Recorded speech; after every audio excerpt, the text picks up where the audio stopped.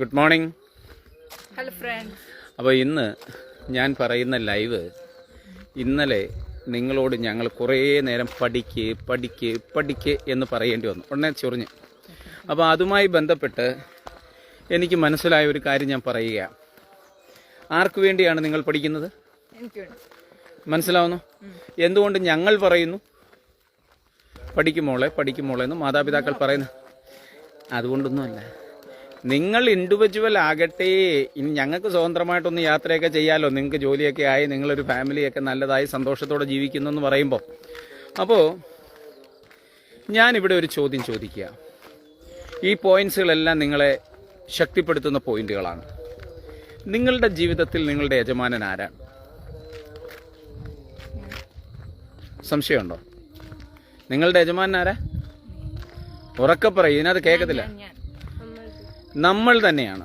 Point പറയുമ്പോൾ ശ്രദ്ധിച്ചോണം. ലീഡറെ പോലെ സംസാരിക്കണം. ഇപ്പം നീ പറഞ്ഞ ലീഡറാണ്. ശക്തമായിട്ടും സ്ട്രോങ് ആയിട്ടും പറയണം. അപ്പോൾ നിങ്ങളുടെ ജീവിതത്തിലെ നിങ്ങളുടെ യജമാനൻ എന്ന് പറഞ്ഞത് നിങ്ങൾ തന്നെയാണ്. മനസ്സിലാവുന്നു? ഒരു കഥ കേൾക്കണോ? കഥ കേൾക്കണോ? ഒരു ഗ്രാമത്തിൽ രണ്ട് കുട്ടികൾ, നല്ല ചെറുപ്പക്കാർ. പക്ഷേ നേഹനീയ ആയിക്കോട്ടെ, അത് പക്ഷേ ഏറ്റവും അവസാനം നേഹനീയം തന്നെ നിൽക്കണം. രണ്ട് ചെറുപ്പക്കാർ. പക്ഷേ പിള്ളേര് വളരെ പാവപ്പെട്ടവരായിരുന്നു, ദരിദ്രരായിരുന്നു. അവരുടെ ജീവിതത്തിൽ വളരെയേറെ പ്രതിസന്ധി ഉള്ളവരായിരുന്നു. അപ്പോൾ ഇത് അവരെ വളരെയേറെ വേദനിപ്പിച്ചു. മറ്റുള്ള ആൾക്കാരൊക്കെ, ഉന്നതരായ ആൾക്കാരൊക്കെ സന്തോഷത്തോടെ ജീവിക്കുമ്പോൾ എന്തുകൊണ്ട് ഞങ്ങൾ മോശമായി വരുന്നു? ഞങ്ങളുടെ സാമ്പത്തിക ഭദ്രതയും പ്രയാസവും ഒക്കെ അവരുടെ മനസ്സിൽ വരികയാണ്. അങ്ങനെ ഈ രണ്ടുപേരും ചിന്തിക്കുന്നത് എന്താണെന്നറിയാമോ? ഞങ്ങളുടെ ജീവിതത്തിലെ പരാജയം ഇവർ കൃത്യമായി പറയുന്നത് രണ്ട് ആംഗിളിലാണ്. അതാണ് ഞാൻ നിങ്ങളോടും പറയാൻ ഉദ്ദേശിക്കുന്നത്. മനസ്സിലാവുന്നു? ആ ഗ്രാമത്തിൽ ഇവർക്ക് അവഗണനയേ ഉള്ളൂ. ഇവർക്ക് വളരെയേറെ സാമ്പത്തിക ബുദ്ധിമുട്ടാണ്. മനസ്സിലാവുന്നു? അവരതിനെ കണ്ടെത്തുന്ന വഴിയാണ് നമ്മുടെ ജീവിതത്തിൽ നമ്മൾ പഠിക്കേണ്ടത്. ഇവർ മനസ്സിലാക്കി വെച്ചേക്കുക, ഞങ്ങളെ സഹായിക്കാൻ ആരുമില്ല. എന്താ? അത് ഒരുത്തനാണ് അങ്ങനെ ചിന്തിക്കുന്നത്. മനസ്സിലാവുന്നു? എനിക്ക് സമൂഹം സഹായം തരുന്നില്ല, ആരും ഞങ്ങളെ സഹായിക്കുന്നില്ല, ആർക്കും ഞങ്ങളോട് സ്നേഹമില്ല, ഞങ്ങൾ ദരിദ്രരാണ്, ഞങ്ങൾ അവഗണനപ്പെടുകയാണ്, ഞങ്ങളുടെ ജീവിതം വളരെ ബുദ്ധിമുട്ടത്തിലും ദുരിതത്തിലുമാണെന്ന് ഇങ്ങനെ അവർ ചിന്തിക്കുകയാണ്. മനസ്സിലായോ? അപ്പോൾ ഒന്നാമത്തവൻ എന്തോ പറഞ്ഞു? ആരും ഞങ്ങളെ സഹായിക്കുന്നില്ല, സമൂഹം സഹായിക്കുന്നില്ല, പരാതിയാണ്. രണ്ടാമത്തവൻ എന്താ ചിന്തിച്ചതെന്നറിയാം? എൻ്റെ ജീവിതത്തിൻ്റെ മാസ്റ്റർ ഞാനാണ്, മറ്റുള്ളവർ സഹായിച്ചില്ലേലും എനിക്കൊന്നും സംഭവിക്കാനില്ല. മനസ്സിലാവുന്നു? അവർ അവരുടെ കാര്യം നോക്കട്ടെ, ഞാൻ എൻ്റെ ജീവിതത്തിൽ ഞാൻ എന്ത് ചെയ്യും? എൻ്റെ മാസ്റ്റർ ഞാനാണ്, അതുകൊണ്ട് ഞാൻ ഒരിക്കലും തളരില്ല, ഞാൻ എൻ്റെ കാര്യം നോക്കി മുന്നോട്ട് പോകും. അപ്പോൾ എനിക്ക് സഹായമില്ല എന്ന് ഞാൻ എൻ്റെ ജീവിതത്തിൽ ഒരിക്കലും പറയില്ല. മനസ്സിലാവുന്നോ? അപ്പം വർഷങ്ങൾ കഴിഞ്ഞു. ഒരാൾ ഇപ്പോഴും പരാതി പറഞ്ഞുകൊണ്ടിരിക്കുക. ആദ്യത്തവൻ എന്താ? എന്നെ ആരും സഹായിക്കുന്നില്ല, എല്ലാവരും എന്നെ അവഗണിക്കുകയാണ്, എൻ്റെ ജീവിതത്തിൽ ഒന്നും ലഭിക്കുന്നില്ല എന്നിങ്ങനെ ഇവൻ പറഞ്ഞുകൊണ്ടിരിക്കുക. കുറ്റം പറച്ചിലാണ് ഒരാൾ. അപ്പോൾ എനിക്ക് അമ്മ ആ പുസ്തകം മേടിച്ചു തന്നില്ല, ഈ പുസ്തകം മേടിച്ചു തന്നില്ല, ലേബറിൻ്റെ മേടിച്ചു തന്നില്ല, ട്യൂഷൻ ഇല്ലായിരുന്നു, ആ ട്യൂഷൻ ഇല്ലാത്തതുകൊണ്ടാണ് ഞാൻ മേടിക്കാൻ, അന്ന് ഞാൻ മറിഞ്ഞു വീണതുകൊണ്ടാണ് എൻ്റെ ജീവിതം ഇങ്ങനെ ആയത്. ഇങ്ങനെ നൂറുകണക്കിന് കാര്യങ്ങൾ അവരിങ്ങനെ പറഞ്ഞുകൊണ്ടിരിക്കുക. മനസ്സിലായോ? അപ്പോൾ രണ്ടാമത്തവൻ എന്തുവെന്നറിയാമോ? ഈ കാര്യത്തിലൊന്നും എന്ത് ചെയ്യത്തില്ല. അവൻ അവൻ്റെ ജീവിതത്തിൻ്റെ, എൻ്റെ ജീവിതം എൻ്റെതാണ്, എൻ്റെ നിയന്ത്രണം ഞാനാണ്. മനസ്സിലാവുന്നോ? എല്ലാ മനുഷ്യർക്കും ജീവിതമുണ്ട്, അവരവരുടെ കാര്യം നോക്കണം. എൻ്റെ ജീവിതവും ഞാനാ നോക്കുന്ന. I am the master of myself. എൻ്റേതായ ജീവിതത്തിൻ്റെ മാസ്റ്റർ ആരാണ്? ഞാൻ തന്നെയാണെന്ന് പറഞ്ഞു. അങ്ങനെ വർഷങ്ങൾ കഴിഞ്ഞു. ഈ സ്വന്തം മനസ്സിനെയും കഴിവിനെയും ഒക്കെ നിയന്ത്രിച്ച ഒരുത്തനുണ്ടല്ലോ, സമൂഹത്തെ കുറ്റപ്പെടുത്താതെ സമൂഹത്തിൽ സ്വയം ജയിച്ച് അവനങ്ങ് വിജയിച്ച് വലിയ ബിസിനസ്സുകാരനായി മാറി. രണ്ടാമത്തവൻ അന്നേരവും കുറ്റവും കുറവും പറഞ്ഞുകൊണ്ടേയിരിക്കുക. രണ്ടാമത്തെ എന്ത്? കുറ്റവും കുറവും പറഞ്ഞുകൊണ്ടിരിക്കുക. അപ്പോൾ സമൂഹത്തെ കുറ്റപ്പെടുത്തിയാൽ നിങ്ങൾ വിജയിക്കുമോ? നിങ്ങൾ എന്താണ് ചെയ്യേണ്ടത്? I am the master of my life. കേട്ടോ? എൻ്റെ ജീവിതത്തിൻ്റെ മാസ്റ്റർ ഞാനാണ് എന്ന് അടി ഉറച്ച് രാവിലെ കണ്ണാടിയിലോട്ട് വയ്ക്കുക. ഞാൻ അതുകൊണ്ടല്ലേ രാവിലെ എഴുന്നേറ്റ് നമ്മൾ ഇങ്ങനെ പറയണമെന്നുണ്ട്. All good is coming to me today, all my desires will be met today, magic and miracle will be follow me everywhere today. മനസ്സിലായോ? In every day in every way I am getting better and better. ഇങ്ങനെ പറഞ്ഞുകൊണ്ടിരിക്കുക. കാരണം എന്താ? നമ്മൾ തളർന്നാൽ തളരുന്നത് നമ്മൾ മാത്രം. അതുകൊണ്ടാണ് ഞാൻ പറഞ്ഞത്, ഇന്നലെ കുഞ്ഞുങ്ങൾ പുസ്തകം എടുക്കാൻ നേരം ഇങ്ങനെ പറയുന്നു, അതെന്നെ ഹൃദയത്തെ വേദനിപ്പിച്ചു. അതുകൊണ്ടാണ് പറഞ്ഞത്. കാരണം ഇത്രയും സ്ട്രോങ് ടു ലേഡീസ് അവരെന്ത് ചെയ്യുന്നു? ആർഗ്യൂ ചെയ്യുന്നു. പാടണ്ടോ? No, never. അപ്പോൾ പപ്പ കുറച്ച് ഇതിന് പോയിന്റ്സ് കുറച്ച് പറഞ്ഞുതരാം. ഇപ്പോൾ ഈ കഥ കേട്ടോ, ഈ കഥയുമായി ബന്ധപ്പെട്ട് കൊച്ചുങ്ങൾക്ക് രണ്ടു മൂന്ന് ഈ കഥയെല്ലാം പഠിച്ചോണം. പപ്പ ഇന്നലെ തൊട്ട് ഞാൻ വിചാരിക്കുക, പപ്പയ്ക്ക് 1000കണക്കിന് കഥ അറിയാം. മനസ്സിലായോ? ഈ കഥകളെല്ലാം എന്ത് ചെയ്യണം? നമ്മൾ കഥയായി പറഞ്ഞു കൊടുക്കുന്നതിൻ്റെ കാരണം നമ്മുടെ ഹൃദയത്തിൽ അത് പെട്ടെന്ന് സ്പർശിക്കും. Bhagavad Gita was a story. Jesus Christ advised his disciples by and the peoples by ഉപമ ആണോ, വിത്ത് സ്റ്റോറീസ്. അപ്പം one who is telling story, അവരെ നമ്മൾ എന്തു വിളിക്കും? They are god. കഥ പറയുന്നവരെല്ലാം ദൈവങ്ങളാണ്. മനസ്സിലായോ? അവർ ഒരാളോടല്ല പറയുന്നത്. അവർക്ക് ഒരാൾക്ക് പറയുമ്പോൾ അനേകരുടെ അടുത്ത് വ്യത്യസ്തമായ അഭിപ്രായത്തിലാണ് കിട്ടുന്നത്. മനസ്സിലായോ? അപ്പോൾ ഒരു കാര്യം ആലോചിച്ചോണം. നിങ്ങളുടെ ജീവിതത്തിൻ്റെ, മനസ്സിലായോ? നിങ്ങളുടെ ജീവിതമാകുന്ന ബസ്, ആ ബസ്സിൻ്റെ ഡ്രൈവിംഗ് സീറ്റിൽ നിങ്ങളായിരിക്കണം. എന്തോ? നിങ്ങളുടെ ജീവിതത്തിൻ്റെ ഡ്രൈവിംഗ് സീറ്റ് നിങ്ങളുടെ കയ്യിലായിരിക്കണം. ഡ്രൈവ് ചെയ്യുന്നത് നിങ്ങളായിരിക്കണം. മറ്റൊരാൾ നിങ്ങളെ ഡ്രൈവ് ചെയ്യാൻ ഇടവരരുത്. ആ കഥയെ പറയുന്നതിൻ്റെ കൂട്ട് മറ്റുള്ളവരെ നോക്കി നടക്കുമ്പോൾ നിങ്ങൾ പരാജയപ്പെട്ടു പോകും. സംശയമുണ്ടോ? ആക്സിഡന്റ് ഉണ്ടാവുമെന്ന് ചോദിക്കാം. ആക്സിഡന്റ് ഒന്നും ഉണ്ടാവുന്നില്ല. നമ്മൾ ആലോചിക്കണം, മറ്റൊരാൾ കൊണ്ടുവന്ന് ഇടിപ്പിക്കും. അത് വരാതിരിക്കണമെന്നുണ്ടെങ്കിൽ നിങ്ങളുടെ യജമാനൻ എപ്പോഴും ആരാണ്? സംശയമുണ്ടോ? പഠിച്ചോ? കുറ്റം പറയാൻ എളുപ്പമാണ്. അതായത് പഠിച്ച് മാർക്ക് കിട്ടിയില്ല, അപ്പോഴെ ഞാൻ പറഞ്ഞത് ആ ലേബറിൻ്റെ ഇല്ലാതെ എനിക്കത് പഠിക്കാൻ പറ്റില്ല. മനസ്സിലാവുന്നോ? എന്നാൽ ഇപ്പം 10ാം ക്ലാസ്സിൽ മോള് കയറി. പപ്പ പറഞ്ഞു, എന്തോ ഇത് ഒന്നാമത്തെ ദിവസം എന്താ പറഞ്ഞു? പുസ്തകം മേടിച്ചില്ലെങ്കിലും ലേബറിൻ്റെ മേടിക്കണം. കാരണം എന്താ? ലേബർ ഇന്ത്യ ഒരുമിച്ച് കിട്ടുന്നത്, അത് മാസത്തിൽ കിട്ടുന്ന സാധനമാണ്. ഒറ്റയടിക്ക് കിട്ടും. മനസ്സിലായോ? നിങ്ങൾക്ക് ഈ ജൂൺ മാസം ആകുമ്പോഴത്തേക്ക് 10ാം ക്ലാസ്സിൽ മൊത്തം പുസ്തകം അങ്ങ് പഠിച്ചു തീർക്കാം. മനസ്സിലായോ? ലേബർ ഇന്ത്യ ഉണ്ടെന്നുണ്ടെങ്കിൽ അവിടെ നമുക്ക് സഹായമില്ല. ഒരു സഹായിയാണ് ലേബർ ഇന്ത്യ. മനസ്സിലാവുന്നോ? പക്ഷെ ഇതുവരെ മേടിച്ചോ? എവിടെയെങ്കിലും ചോദിച്ചിട്ട് കിട്ടിയോ? ഇല്ല, കിട്ടത്തില്ല. കാരണം എന്താ? നിങ്ങളുടെ കൂട്ടുള്ള പിള്ളേർ അതിനുള്ള സ്റ്റാൻഡേർഡ് ആയിട്ടില്ല. മോനെ, ഞാൻ എത്ര വട്ടം പറഞ്ഞു, നീ മരിക്കുന്നതിന് തുല്യത എടുക്കണം. എടാ മോനെ, ഒരു കാര്യവും ചുമ്മാ കിട്ടത്തില്ല. അതാണ്, ആക്ഷൻ ഉണ്ടായേ പറ്റൂ. നീ ലേബർ ഇന്ത്യ എന്ന് പപ്പ പറഞ്ഞപ്പോൾ, ലേബർ ഇന്ത്യയുടെ കാര്യം പപ്പ പറയുന്നത് എന്തിനാണെന്നറിയാമോ? Labour India is a good tuition teacher. അല്ല, നിങ്ങൾ പറയുന്നതോട് എനിക്ക് ChatGPT ഉണ്ട്, അതെല്ലാം കൊള്ളാം. പക്ഷെ നിങ്ങൾ അങ്ങനെ നോക്കത്തില്ല. പഠിക്കുന്നതെന്ന് പറഞ്ഞു കഴിഞ്ഞാൽ ഭയങ്കര ഒരു സ്ട്രെയിൻ അതിനകത്തുണ്ട്. കൃത്യനിഷ്ഠതയോട് പഠിക്കാൻ, ഒരു ദിവസം പഠിക്കാൻ എത്രയോ പേര് പഠിക്കും. 2 ദിവസം പഠിക്കാൻ, ആഴ്ച 2 ദിവസം പഠിക്കാൻ ഇഷ്ടംപോലെ ആൾക്കാരുണ്ട്. കൃത്യമായ രീതിയിൽ പഠിക്കുന്ന, 1 മണിക്കൂറെങ്കിൽ 1 മണിക്കൂർ കൃത്യമായി പഠിക്കുന്നവരുണ്ടല്ലേ, അവരാകാനാണ് ശ്രമിക്കേണ്ടത്. കൃത്യമായി ഒരു ദിവസം 4 മണിക്കൂർ, ആ 4 മണിക്കൂർ നിങ്ങൾ എടുക്കുക. അപ്പോൾ ഈ പഠിക്കുന്നൊരു കുട്ടി 4 മണിക്കൂർ എവിടെ നിന്ന് എടുക്കും? എങ്ങനെ എടുക്കും? എൻ്റെ ജീവിതത്തിൽ എന്താണ് കട്ട് ചെയ്യേണ്ടത്? നിങ്ങൾ ആലോചിക്കണം. 24 മണിക്കൂർ എത്ര മണിക്കൂറേ പഠിപ്പിക്കാൻ പറഞ്ഞോളൂ?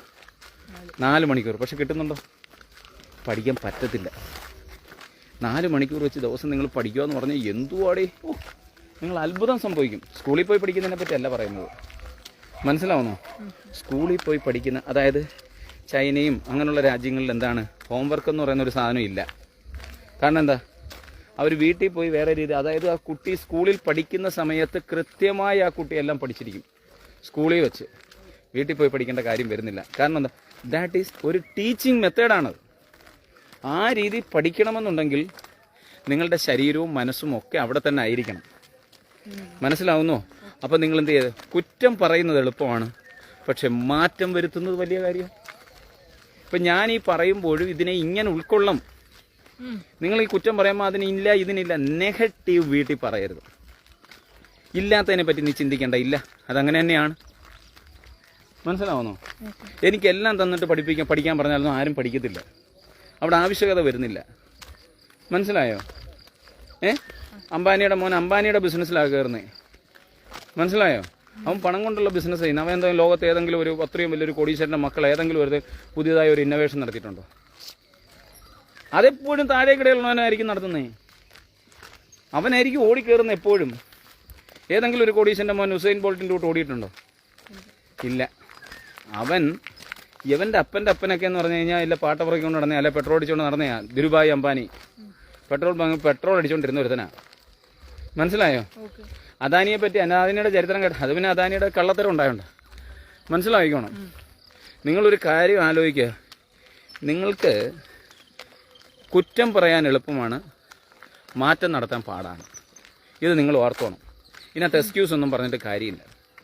അടുത്തൊരു പോയിന്റ് എന്ന് പറഞ്ഞാൽ, നിങ്ങളെ വില കുറച്ച് കാണുന്ന ഒരു ഉണ്ടല്ലോ, അവരെ നിങ്ങൾ മൈൻഡ് ചെയ്യണ്ട.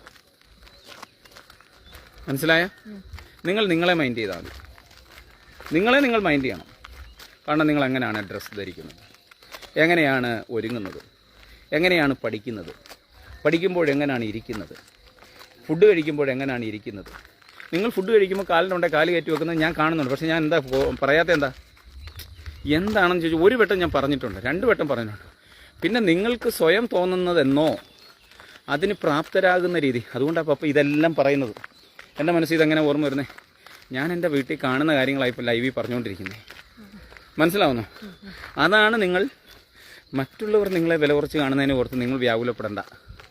അപ്പുറത്തൂടെ പോകുമ്പോൾ ഇല്ല ചേച്ചി കണ്ടിട്ട് ചിരിച്ചില്ല, നിനക്കെന്തു? നീ വിജയിക്കുമ്പോൾ ചേച്ചി ചിരിക്കാൻ വേണ്ടി കടന്ന് കഷ്ടപ്പെടും. നീ വിജയിക്കാത്തത് കൊണ്ടാണ് ആ ചേച്ചി ചിരിക്കാഞ്ഞത്. മനസ്സിലായോ? നീ വിജയിച്ച് തിരിച്ചു വരുമ്പം അവർ നിന്നെ എന്ത് ചെയ്യും? ഇല്ലേ, രണ്ടാമത്തെ പയ്യൻ ബിസിനസ് തുടങ്ങിയില്ലേ? ബിസിനസ് തുടങ്ങിയപ്പോൾ നാട്ടുകാരും വീട്ടുകാരും അവനെ കാണുമ്പോൾ തുടങ്ങാൻ തുടങ്ങി. അവൻ എന്താ അത്ര വലിയ രീതിയിൽ വിജയിച്ചു. വിജയം നിങ്ങളെ എപ്പോഴും എന്താക്കും? നിങ്ങളുടെ നഷ്ടപ്പെട്ടതെല്ലാം തിരിച്ചു തരും. മനസ്സിലാവുന്നോ? അടുത്തതെന്ന് പറഞ്ഞാൽ പപ്പ പറഞ്ഞൊരു കാര്യം, അവസരമില്ലെന്ന് പറയരുത്. അവസരമില്ലാത്തതല്ല, ശ്രമിക്കാത്തതാ കാരണം. എന്താ? അവസരമില്ലാത്തതല്ല, ശ്രമിക്കാത്തതാണ് കാരണം. സംശയമുണ്ടോ? അപ്പോൾ ഇനി ശ്രദ്ധിക്കും എൻ്റെ കുഞ്ഞുങ്ങൾ. ജീവിതം മാറണം. എന്തോ? എല്ലാവരുടെയും ആഗ്രഹമാണ് ജീവിതം മാറണമെന്ന്. ജീവിതം മാറാൻ എൻ്റെ മക്കളെ ഒറ്റ കാര്യമുള്ളൂ, നിങ്ങളുടെ ചിന്താഗതി മാറുക. എന്തോ? ജീവിതം മാറാൻ ഒരേ ഒരു വഴിയുള്ളത്. അതെന്താണ്? നിങ്ങളിപ്പം പിടിച്ചുകൊണ്ടിരിക്കുന്ന ചില കാര്യങ്ങളുണ്ട്, ആ പിടി അങ്ങ് വിടണം. എന്തോത്തിനാ പിടിച്ചുകൊണ്ടിരിക്കുന്നേ? നിങ്ങൾക്ക് അറിയാതെ എന്തോ ഒരു പൊതി കിട്ടി. മനസ്സിലായോ? ആ പൊതി ജീവിതകാലം മൊത്തം പിടിച്ചുകൊണ്ടിരിക്കേണ്ട, അത് മലമാ എന്ന് തോന്നിയാൽ നിങ്ങൾ അപ്പോഴേ വിടത്തില്ലയോ? അപ്പം നിങ്ങൾക്ക് വേണ്ടതാണോ വേണ്ടതാത്തതാണോ എന്ന് ആലോചിക്കണം. സ്ഥിതി നമ്മൾ പണ്ടത്തെ സിസ്റ്റവും വിശ്വാസവും അന്ധവിശ്വാസവും പിടിച്ചോണ്ടിരിക്കരുത്. പിടിച്ചോണ്ടിരുന്നാൽ നീ അവിടെ ഇരിക്കും. മനസ്സിലായോ? ഇത്ര മാത്രം ചിന്തിച്ചാൽ മതി. ആദ്യം ജീവിതം മാറണമെങ്കിൽ ചിന്താഗതി മാറ്റേണ്ടത് ആരാണ്? നിങ്ങളാ. അതുകൊണ്ടാണ് പപ്പ പറയുന്നത്, നിങ്ങൾക്കൊരു എന്തുണ്ടാവണം? നിങ്ങൾക്കൊരു എയിം ഉണ്ടാവണമെന്ന് പപ്പ പറയുന്നത്, ഒരു ലക്ഷ്യമുണ്ടാവണമെന്ന് പപ്പ പറയുന്നത്. അങ്ങനെ ലക്ഷ്യമുണ്ടായാൽ നിങ്ങൾക്ക് സ്പീഡേ അങ്ങോട്ട് പോകാൻ പറ്റും. പഠിക്കുമോ? മനസ്സിലായോ? ആരും നിങ്ങൾ പറയുന്നത് വിശ്വസിക്കത്തില്ല. എന്തോ ഹായ് കേട്ടോ, ആരും നിങ്ങൾ പറയുന്നത് വിശ്വസിക്കില്ല എന്ന് പറഞ്ഞുകൊണ്ട് നിങ്ങൾ വിഷമിക്കണോ? നിങ്ങൾ പറയുന്ന ആര് വിശ്വസിച്ചാൽ മതി? നിങ്ങൾ വിശ്വസിച്ചാൽ മതി. എടാ, നിങ്ങളെടുത്ത തീരുമാനം നിങ്ങൾ വിശ്വസിക്കണം. ഇപ്പം പ്രേതം ഉണ്ടെന്ന് പറഞ്ഞുകൊണ്ട് ഇന്നലെ അലക്സാണ്ടർ സാർ പറഞ്ഞിട്ടില്ലേ, ഞാൻ ആരെയും കോൺട്രഡിക്ഷൻ ഉണ്ടാക്കാനൊന്നുമില്ല, പക്ഷെ ഞാൻ അങ്ങനെ അങ്ങ് വിശ്വസിച്ചോട്ട്. മനസ്സിലായോ? അത് മറ്റുള്ളവർ അതിനകത്ത് ഇത് ചെയ്യേണ്ട കാര്യമില്ല. അയാൾ വിശ്വസിച്ച് അതേപോലെ മരിക്കും. ആ ഒരു കാര്യം അങ്ങനെ വെച്ചേക്കുന്നതെന്ന് പറഞ്ഞാൽ അദ്ദേഹം കുഞ്ഞായിട്ടിരിക്കുമ്പോഴെങ്ങാനും വല്ല പാലമരത്തിൽ കയറുന്ന കഥയൊക്കെ കേട്ടിട്ടുണ്ട്, അതങ്ങ് തലച്ചോറി കയറി അങ്ങ് ഫോർമേറ്റ് പൊട്ടുപോയി. അയാൾ അതനുസരിച്ച് അതിനെ ആ ഒരു സാധനത്തെ രാജ്യത്ത് നിലനിർത്താൻ വേണ്ടി നിൽക്കേണ്ട ഒരാളെ പോലെ അയാളങ്ങ് ആവുക. ഐഡിയ മനസ്സിലായോ? ആ സിസ്റ്റത്തെ ബ്രേക്ക് ചെയ്യാൻ തുനിയുന്നില്ല. കാരണം കുഞ്ഞാൾ തൊട്ട് തലേ കയറിയതല്ലേ. അങ്ങനെ ചിന്തിക്കുന്ന ഒരു നാട്ടിലുണ്ട്. മനസ്സിലായോ? അപ്പം നിന്നെ മാറ്റാൻ പറ്റുന്ന ഒരേ ഒരാളെ ലോകത്തുള്ളത് ആരാണ്? നീയാണ്. നിങ്ങളുടെ ഭാവി എഴുതുന്നത് ആരാ? നിങ്ങളുടെ വെരി ഗുഡ് എന്താ നിങ്ങളുടെ ഭാവി എഴുതുന്നത് എന്നാ ഇന്നത്തെ നിങ്ങളുടെ തീരുമാനം. എന്തോ മനസ്സിലായോ? നിങ്ങളുടെ ഭാവി തീരുമാനിക്കുന്നത് ആരാണ്? നിങ്ങളുടെ ഇന്നത്തെ തീരുമാനമാണ്. സംശയമുണ്ടോ? ഇല്ല. അന്നേരം ഇന്നത്തെ തീരുമാനം കറക്റ്റ് ആയിരിക്കണം. നിങ്ങൾ നാളെ ഓർത്ത് നാളെ പഠിക്കാമെന്നൊരു സംഭവം ഇവിടെ ഒന്നുമില്ല.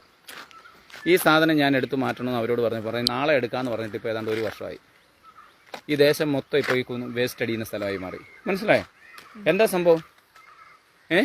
അത് ഞാനിപ്പോൾ എന്താ ബുദ്ധിമുട്ടിക്കാത്തതെന്ന് ചോദിച്ചാൽ എനിക്ക് വയ്യ പറഞ്ഞു മനസ്സിലായോ? അപ്പോൾ അതവിടെ നിൽക്കട്ടെ. അപ്പോൾ അടുത്ത് പരാജയം നിങ്ങൾക്കൊരു പരാജയം ഉണ്ടായെന്നുള്ളൂ. മനസ്സിലായോ?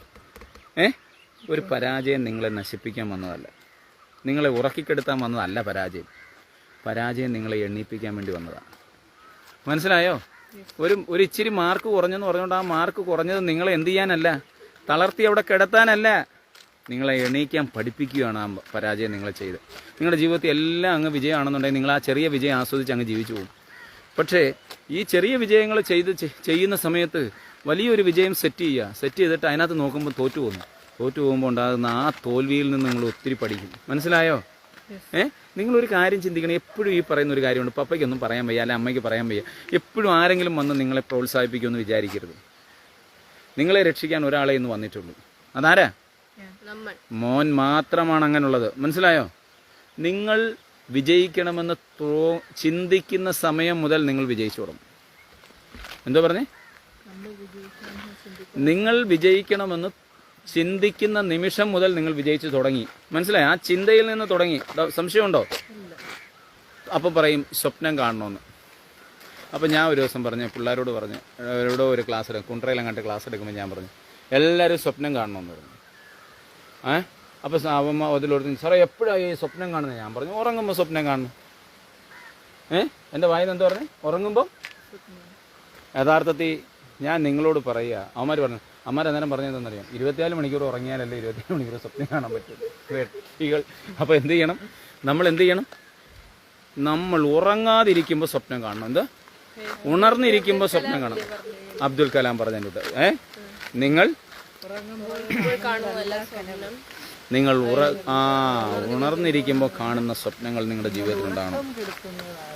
നിങ്ങളുടെ ഉറക്കം കെടുത്തുന്നതായിരിക്കണം നിങ്ങളുടെ സ്വപ്നങ്ങൾ. അപ്പം നിങ്ങൾ എന്ത് ചെയ്യണം? നിങ്ങളുടെ സ്വപ്നങ്ങളെ പിന്തുടരണം. നിങ്ങളെ നിയന്ത്രിക്കാൻ ലോകത്ത് ആരേ ഉള്ളൂ? ഇത് പറഞ്ഞാൽ ഞാൻ നിർത്താൻ ഉദ്ദേശിക്കുന്നത്. നിങ്ങളെ നിയന്ത്രിക്കാൻ ആരേ ഉള്ളൂ ഈ ലോകത്ത്? നിങ്ങൾ മാത്രമേ ഉള്ളൂ. മനസ്സിലായോ?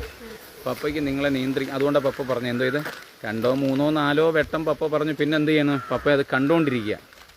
എന്താ ജീവിതത്തിൽ കൊച്ചുങ്ങൾ ചെയ്യുന്നത്? മനസ്സിലായോ? എന്ന് പറഞ്ഞു ഞാൻ വലുതായിട്ട് അടിക്കാനോ ഇതിനൊന്നും വരത്തില്ല. പക്ഷെ ഞാൻ കാണുന്നുണ്ട്. എന്താ കാര്യം? ഇനി ഒരു ലിമിറ്റിനപ്പുറത്ത് ഈ പറഞ്ഞത് തന്നെ 500 വട്ടം പറയുന്നത് എന്തിനാ? അതുകൊണ്ട് നിങ്ങൾക്ക് ഇന്നൊരു സൂചന കിട്ടിയോ? പപ്പ നിങ്ങളോട് അത്തരത്തിലുള്ള കാര്യങ്ങൾ പറയുന്നില്ല എങ്കിൽ അതിൻ്റെ അർത്ഥം എന്താണ്? എന്താ മോനെ അതിനർത്ഥം?